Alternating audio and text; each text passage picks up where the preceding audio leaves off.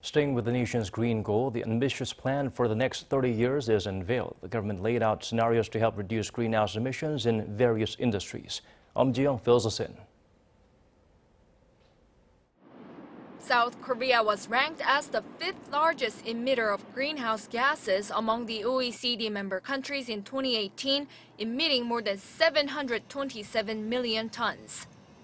To get close to 0 tons by 2050, South Korea has unveiled its heightened nationally determined contribution plans and its targets for greenhouse gas emission reductions by 2030.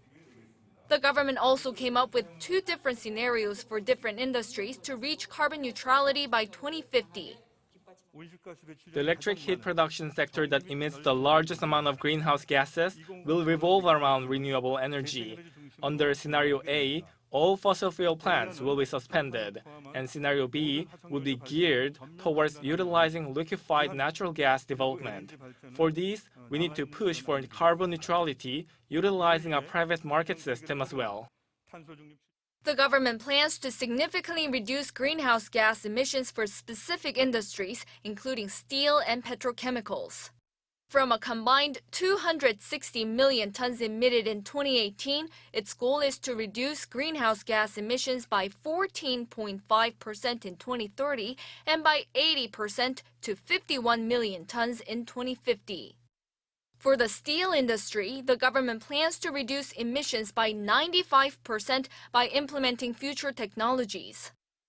The government also plans to reduce 73% of the gas emitted by the petrochemical industry by changing the nation's fueling system and production structure.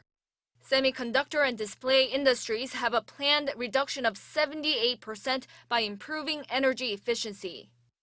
The government also plans to reduce up to 97% in the transport sector. To do so, it'll expand the supply of eco-friendly vehicles to 4.5 million by 2030 and have up to 97% of all vehicles in the country be either electric or hydrogen by 2050.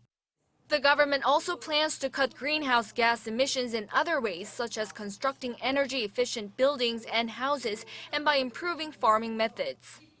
However, the plan has been criticized by some industry officials who say the plan doesn't consider the financial impact on firms to make the necessary changes.